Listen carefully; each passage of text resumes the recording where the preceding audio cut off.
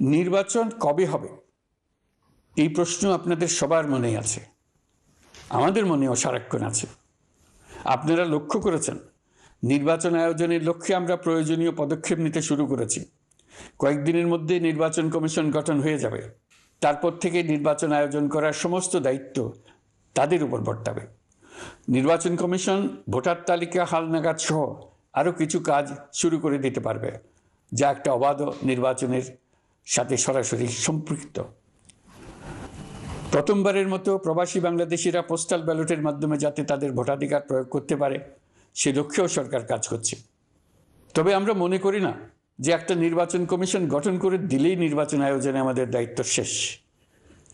রাষ্ট্র ব্যবস্থায় সংস্কার আমাদের এই সরকারের অন্যতম অঙ্গীকার। আপনারাই আমাদেরকে এই ম্যান্ডেট দিয়েছেন। যেই 6টি সংস্কার কমিশন আমরা শুরুতে গঠন করেছিলাম তারা ইতিমধ্যে তাদের কার্যক্রম অনেক দূর এগিয়ে নিয়েছে।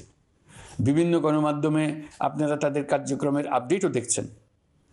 কয়েকটি সংস্কার কমিশন ডিজিটাল প্ল্যাটফর্ম গঠন করেছে। আমার অনুরোধ, আপনারা এই প্ল্যাটফর্মে উৎসাহ সহকারে আপনাদের মতামত জানাতে থাকুন।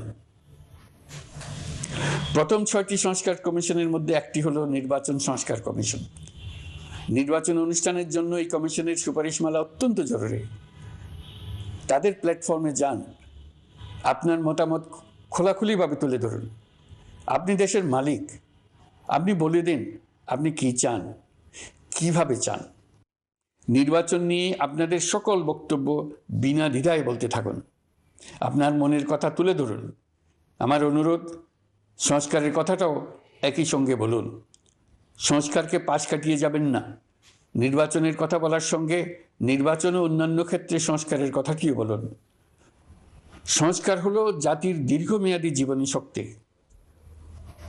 সংস্কার জাতিকে, বিশেষ করে আমাদের তরুণ তরুণীদের নতুন পৃথিবী সৃষ্টির সুযোগ দেবে। জাতিকে বঞ্চিত করবেন না। নির্বাচন আয়োজনে যে সংস্কার কমিশনের সুপারিশমালায় রাজনৈতিক দলসমূহ এবং দেশের সকল মানুষের মতামত অপরিহার্য, সেই কমিশন হলো সংবিধান সংস্কার কমিশন।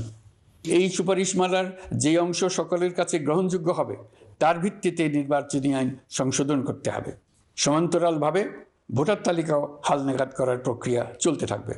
আমি নিশ্চিত নই সংস্কার প্রস্তাবসমূহ বাস্তবায়নের সুযোগ আমরা কতটুকু পাব। তবে আমি আপনাদের কথা দিচ্ছি, আপনারা সুযোগ দিলে প্রয়োজনীয় কিছু অত্যাবশ্যকীয় সংস্কার কাজ শেষ করেই আমরা আপনাদের কাঙ্ক্ষিত নির্বাচন আয়োজন করব।